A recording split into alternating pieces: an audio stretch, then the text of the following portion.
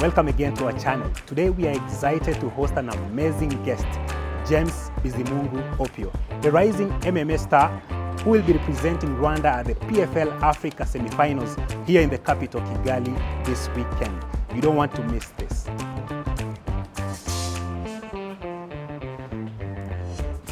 Hello, Bizimungu. How are you? Fine, how are Welcome to Kigali. Thank you. How is it taking you? Kigali is cool. Uh-huh. The weather is good. Uh-huh. People are loving. It's a beautiful place. Are you ready for the fight? 100%. I was talking to the people here and they are so waiting for this fight. Yeah, this fight, actually, I think fighting is easy than the training. So we have been training hard for a very long time. It's going to be easy work to do. Your fight will be on October 18th. Yeah. How are you prepared for that? I've been training. I've been in a training camp. As you see, I'm already in shape and ready to roll. I can see Yes. from your eyes. Yeah. So tell me more about yourself. Who is Bizimungu beyond the cage? Yeah, Bizimungu beyond the cage is a normal human being as you. As you see, I live in Kampala, Uganda. That's where I live. Apart from fighting, I also do different kind of jobs. I'm also in tourism. So in Uganda, I also work as a tour guide. Yeah. Apart from fighting, and then I'm also running. I'm also working as a gym instructor. I'm a coach, so I'm a fitness coach. I train kickboxing in the gym. I train people how to self-defense, weight losses. So there are many different activities that I do beyond the cage. So, James Bizimungu Opio, being in a cage and being outside the cage, they are two different lives. So apart beyond the cage, when there is no fight, we are living a normal life. So there is nothing new. It's just about changing the mood. When we are in the cage, it's the Godzilla that you see in the cage. That's why my cage name is Labo, the Godzilla. Labo is a name, is a word lion in the northern language of Uganda. That's a Nacholi, because that's where I grew up from. I moved, my parents moved from Rwanda to there during the genocide in 1994. How old were you when they moved from here? I was probably still a baby. That was about 1 year. And then, of course, my dad passed away during that incident. And then my mom moved to Uganda, and that's how she got married to a man from the northern part of Uganda and from the Labo clan. So that's the man who brought me up, and that's the name of the clan that I'm using it in the ring as Labo the Godzilla. Labo means a lion, and so in Acholi, the lion is called Labo. And so I just add the Godzilla. So when I'm in the cage, I have the two animals in me. Yeah. I was raised from the lion clan, and then me myself, I'm another kind of animal, another Godzilla. You will see that on Saturday. I'm waiting. I can't wait to see that. Yeah. So is this, how many times have you been coming back since that time? To Rwanda? Yeah. This is my second time. I was here, I think, 2 weeks ago. And then this is now my second time. So officially, I could call this season because it's not even in a month. This would be my first time in Rwanda. It has been a dream that I've always been thinking of how would I get back home. But finally, I thank God, through PFL, I am finally back home. How is the experience so far back at your homeland? I'm so surprised. That is the first thing I would say, is that the reaction of people when I am back home has surpassed what I was even thinking. I thought I would get back home and then start explaining myself a lot to make people understand me, but people are really just very happy and welcoming.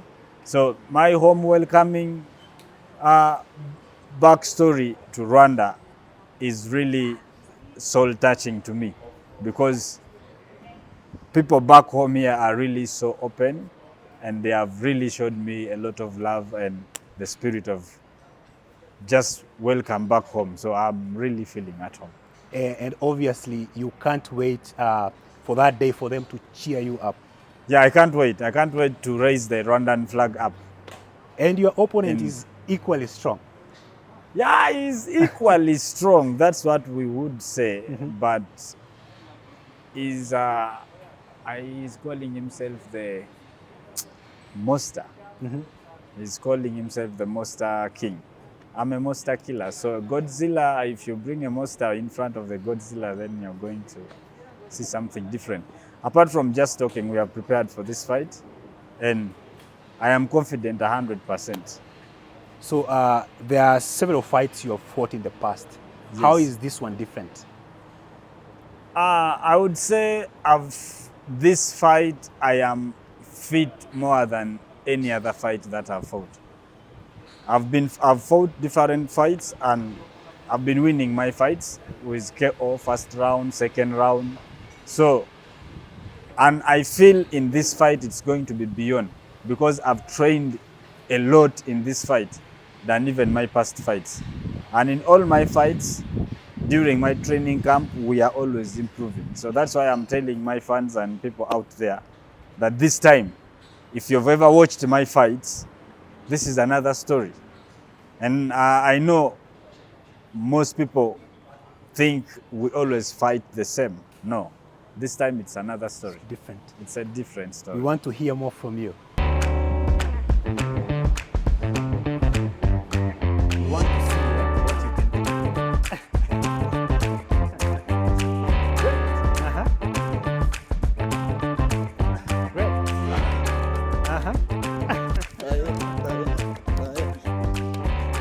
Let me, huh?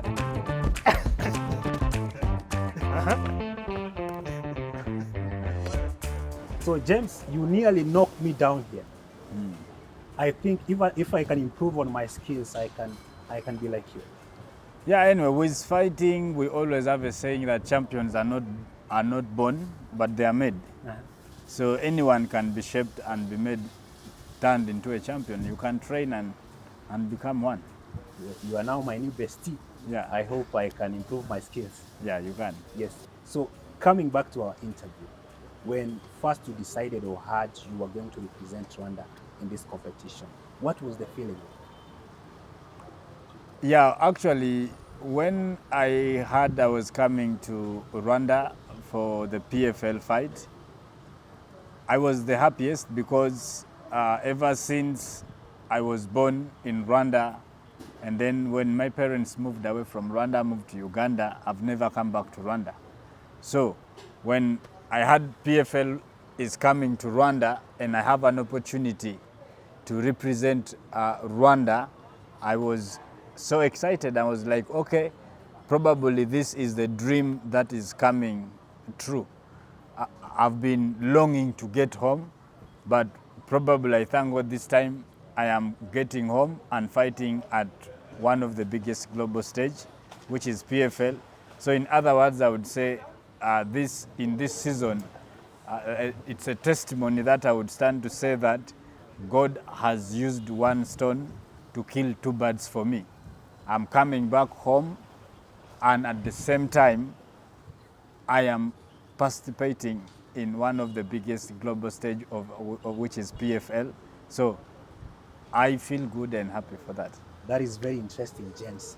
And talking about MMA, mixed martial arts, what inspired your journey into this? Yeah, what inspired my journey in MMA? Simply, MMA is other term that is described in mixed martial arts. But I would say that in Africa is where MMA started from. Because if you watch our street fights, our local village fights, when people are fighting, you start from up and the fight goes down to the ground. Yeah. So it's just that this is now professionally that people are trained how to wrestle, how to grapple, how to punch, how to kick, how to elbow, and then they mix it up all together to become MMA. So I have been fighting since when I was still young. You know, the community we grew up from used to be a community whereby you fight for survival. That's what I would say. If you're not strong, you are always you're being bullied, you're being beaten. So And even at school, I was one of the youngest in the class, but I would have never accepted to be bullied in the class. So I started fighting earlier before. So by defending myself, making sure that I can stand in for myself. So picking the interest of MMA is when I started watching the fights of UFC, my different trainings, because I also joined sports earlier. I started doing Kung Fu at an early age. And then my first sport was Taekwondo. Started playing Taekwondo and at a national level in Uganda. And I'm a black belt in Taekwondo and a gold medalist in Taekwondo as well. So I've also been training different disciplines of art, like boxing, kickboxing, grappling. So when I started watching UFC fights, it was a complete thing whereby they would box, they would grapple, they would wrestle. And then I felt the sports I am doing is a bit limited. I'm only boxing. And when you're boxing, when you get to the clinch, they're like, oh, stop and start again. When you're doing jiu-jitsu, you're not allowed to punch. Yeah. When you're doing taekwondo, it's more of kicking with less punching. But then when I watched the cage fights, it was a complete thing. You wrestle, you box, you punch, you knee, and I was like, okay, that's what I need to do. So that's how I pick up the interest of becoming. So when did you start doing it professionally now? Yeah, my professional first fight of MMA was in 2022.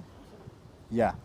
And I fought the guy in Uganda. I was supposed to fight a guy from South Africa called Michel Mashowet. I think he was scared enough to face me, so he didn't turn up for the fight. And then they got for me another opponent who was called Rogers Manana. And I choked him off in the first round. In the first 3 minutes, the fight was done. My second professional fight was in Abuja, in Lagos, Nigeria, which it was also still I won by knockout in the second round. And then my third professional fight was in Abuja, Nigeria. Yeah, which also went well. And then probably this is going to be my fourth professional fight. So for clarity, do you hold any titles? Yeah, I have a gold medal in jiu-jitsu. I have a gold medal in taekwondo, kickboxing. There are other types, but in MMA so far I don't hold any title. I am still building my career in MMA. As I said, this is going to be my first professional fight, and I am expecting and working hard towards to become the next champion of PFL and the next champion of the world. Great. Yes. And there are people who are still struggling to understand how boxing as we know it differs from mixed martial arts. Could you help us shed light on that? Yeah, okay. With boxing is strictly you're using your arms. So boxing has a combination of, I think, 5-6 punches, which is a jab, a cross, a uppercut, rear uppercut, left hook, and then maybe an override.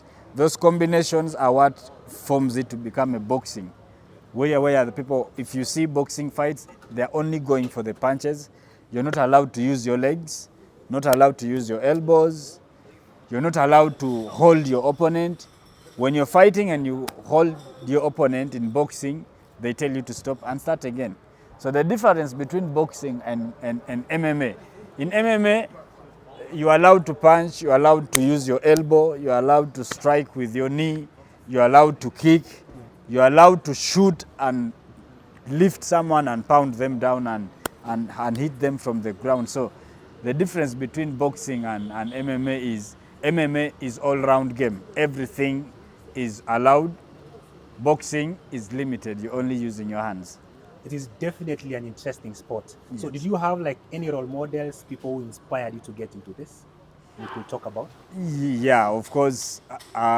If I'm to look at, Africa has very good champions, and I would talk about Francis Ngannou. Francis Ngannou's story especially.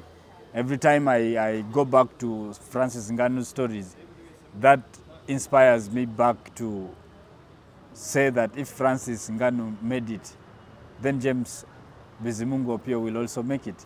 Because if I look at the age he started fighting, when he moved from Cameroon to where he started his career from, it's another miraculous story to hear.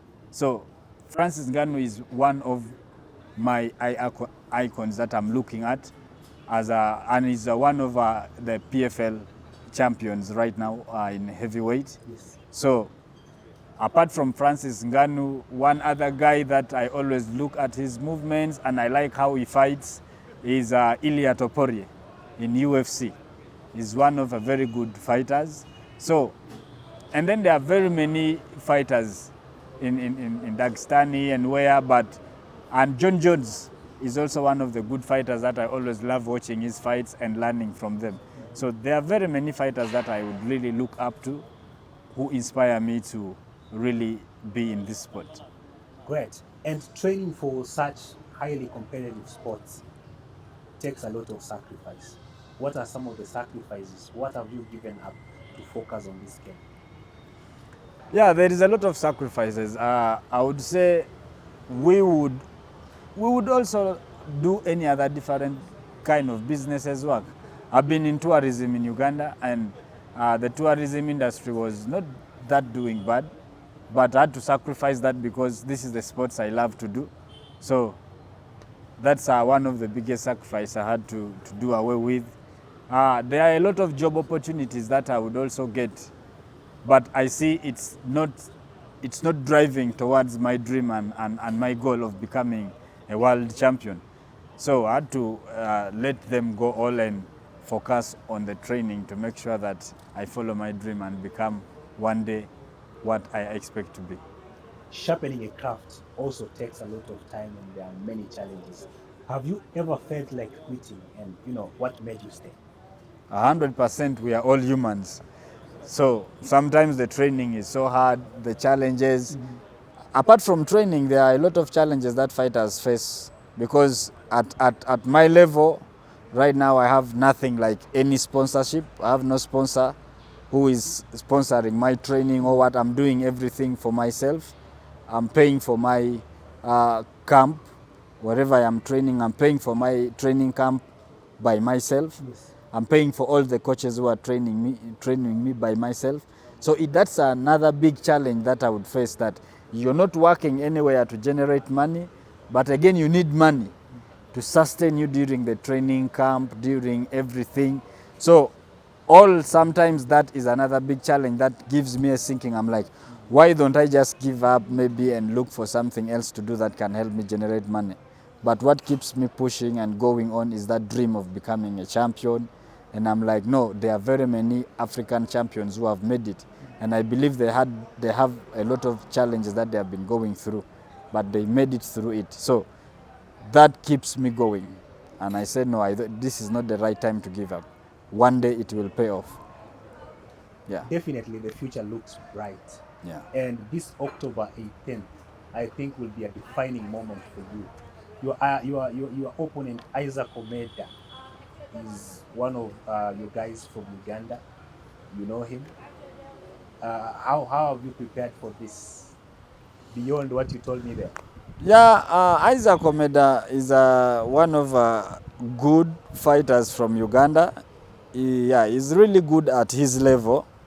So I believe in the cage he has also been preparing, and he's going to come and do his best. So I really want him to come and do the best of Isaac Omeda, because I have prepared enough to handle him. So let him come and do his best, and then I make a round, what would I say? I would make a round thing of it all. After he has tried his best, I will finish him up and then raise our flag up and go back home with a win. Yeah. You have probably watched on how he fights. What do you think is like his biggest threat that you have really, mastered, and you know how to handle him? Isaac Omeda knows his biggest threat is me. He knows it. Yeah. He knows me very well, and he has been watching most of my fights. I believe his biggest threat right now, even when he thinks about my name, his heart is beating. So I am his biggest threat. I don't need to think of a lot of things about him. I personally, when I step in the cage, I am Isaac Omeda's biggest threat. And I'm going to prove it on Saturday. Yes. I wish you well. Thank you. And PFL Africa is making its debut in here, the biggest event for the very first time in Kigali. How do you see this now, shaping the future of rising stars like yourself and many others? Yeah, what I would say is PFL is one of the biggest organization of MMA all over the world, not only in Africa or where. It has just come to Africa, and I really want to thank the PFL directors for thinking of us Africans and even coming all the way to East Africa, giving us this great opportunity. So how does it shape up the life for other fighters? Every fighter is dreaming to fight in PFL. It's either PFL, UFC, or one championship. So I am in a better position right now to be in PFL, and probably I'm winning this fight on Saturday to make sure that I win my next contract in PFL. And so all other fighters in Africa, they are seeing this going on.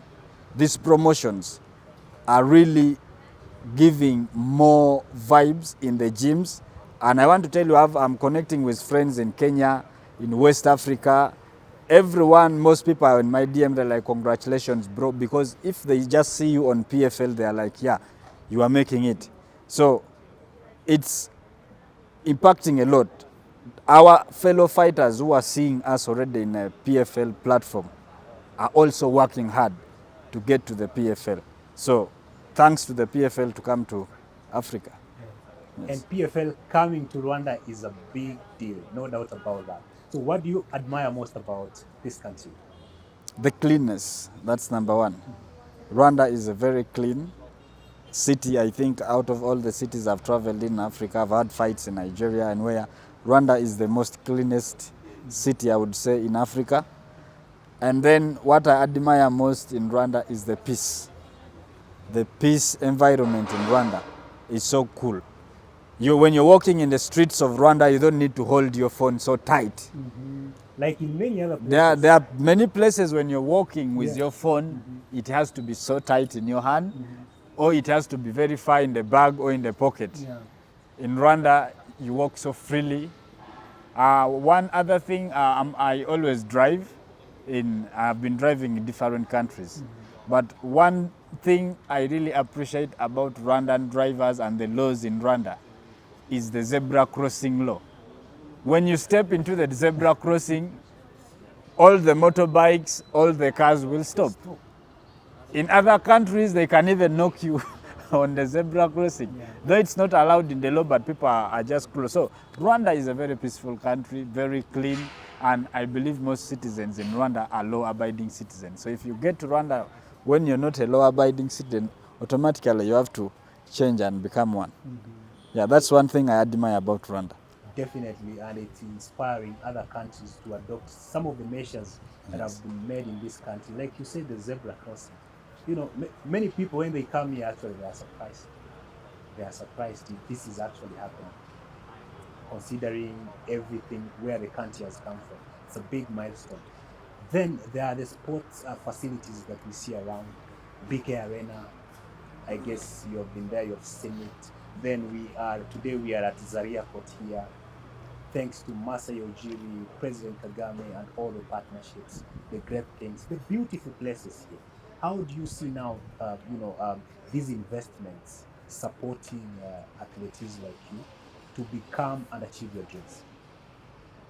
Yeah, I think this is it's a good investment that Rwanda has already done. It has invested, and it is this part of these investments are the ones that has brought finally PFL to Rwanda. Because if Rwanda had not invested this big, PFL would not be here. So Rwandan government has done a lot. These investments are so good, and let them just keep it up, because it's what has brought PFL. The BK Arena is one of the best arenas that someone would really love to put in any big event like PFL has come in. So that's one of the good investments. And also the adjustments on our visa It's so good that the government of Rwanda was able to make sure that Rwanda is a free visa country to any African citizen. That's why we are all here, all Nigerians, West Africa, we are all here, we are not paying visa. None of them is paying visa to get here. So that all makes the sport become so interesting. You can easily visit Rwanda at any time as a fellow African without any cost of paying visa. So all this is really good. Yeah. And also, you know, the sports, we understand it, either boxing, martial mixed arts, and many others. Here in Africa, the support system in terms of, you know the support they give, football, and many other sports. What do you feel are the gaps that, investors or governments can contribute into, and support people like you in this fight? That's a very good question. I was waiting for it. Most sports are really supported in our African countries. But athletes like us who are doing MMA that is new in Africa, guys, you've forgotten us. The government, the people out there, probably maybe it has not been a sport that has been crossing their mind. Yeah. But I want to tell this information to them that They are watching you now. we are here. We are doing MMA, we are good fighters, we need support. You'll find that boxing federation sometimes is being supported, but also the support is not that enough. Yeah. So I would really urge the government, the same support that they put in football and other sports, let them add sports, add the same effort on sports like the other sports, the taekwondo, karate, especially even mixed martial arts. Now Rwanda, that we are here for mixed martial arts, I would also urge the federation to introduce MMA, and I know we are talking about that. They are working on it. And once the MMA federation is being introduced in Rwanda, sponsors, let's come in and support. As I told you earlier that the challenges I'm facing with my training, I would love to be in one of the best training camps in the world, but I can't afford them because they are expensive than what I can afford. So right now the training camp I'm training from Uganda. I'm training in a training camp, that's Labo Combat Sports Club, and that's what I can afford right now.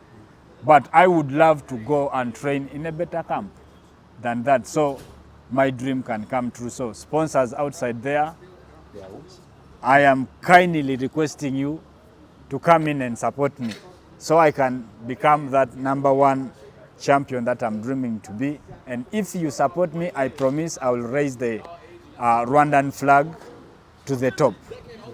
Yes. And obviously, beyond winning this fight and many others that are coming, what do you want your journey to represent for young Africans who will be watching you this weekend? Yeah, I think my journey is, if you look at my story, those who have been following me, and I would urge you to keep following my stories on PFL Africa. My stories will be posted there a lot. My story itself will inspire a lot of athletes in Africa, because I have started from zero to where I am right now, and I still have a long way to go. And I believe if I am supported well, my story is going to inspire a lot of athletes, and they are going to become as good and as better as I am right now, and even as far as I am going. My story is a life-touching story, and to the young athletes there, I want to tell them, if you're a street fighter, you're fighting in the street, or you're doing what, just stop it and get a gym, focus, start training. Whoever is willing to help you will find you in a certain level, and they will just increase your skills and make you a better person. And finally, as we come to the conclusion of this interview, when people talk about James Opio Bizimungu in the many coming years, what do you wish they will remember you for? #1, when people talk about James Bizimungu Opio, they will remember me as the first Rwandese to fight in the biggest global stage in East Africa. And then apart from that, I am working hard, and I believe maybe not today, maybe not tomorrow, maybe not the day after tomorrow, but this day is obviously going to come, and I will be remembered as the first world champion in MMA coming from Rwanda. That will happen. Great. And what is your message to the people who are waiting to watch you this coming weekend? My message to the people who are waiting to watch me is kindly run very quick to your phone and make sure that you're buying your tickets. Probably if you delay by the end of today or tomorrow, the tickets will be off. So run very fast, buy your tickets, make sure that tomorrow, a day after tomorrow on Saturday, this Saturday 18th October, come in a very big number, come support me. I will be at BK Arena, and remember, my fight is going to be the very first fight. We are opening it with action. We are opening it with a non-stop action. So come expecting the best fight ever, and it's going to be massive. So come support me, and let's raise the Rwandan flag together. And before I conclude this interview, I have 3 quick fire questions for you. What is your favorite pre-fight meal before you fight? What's my favorite preferred meal before I fight? Yes. I always love, my favorite meal is goat's meat. And that's, what should I call it? We call it kalo in Uganda. So that's my favorite meal. It's always goat's meat and that cassava mingled food. So that is my favorite meal. And so what song gets you hyped before a match? What song gets me hyped before the fight? There is a song by Israel Mbonye that says that song. It's called it's a Kiswahili song. So Nina Siri na Yesu. Yeah, that song always inspires me a lot. In everything I do, I know when I am to speak Kiswahili, I'm saying Nina Siri na Yesu. I have a secret with Jesus, because from the far he has brought me to where I am today, and I know he has a very better plan for me. Indeed, there is a God in heaven. Yes. Any 3 Kinyarwanda words you know? Any 3 Kinyarwanda words I know? Yes. I want to tell all the Banyarwanda in Rwanda is the first word I love telling people is urakoze, and I want to say urakoze, thank you for coming, thank you for visiting me here, yeah, and having this interview together. And then there is the song that is always teaching me words in Rwanda is by Medi, that song of Niwo Ndirimbo Yanje. So I see. I am trying to make sure that I learn the language in these few days I've spent here. You haven't forgotten your motherland, indeed. Yeah. So for our viewers, thank you for watching us, and we hope you find the conversation insightful. Don't forget to like, share, and subscribe to the channel. And until next time, it's goodbye for now. My name is Wycliffe Nyamasege.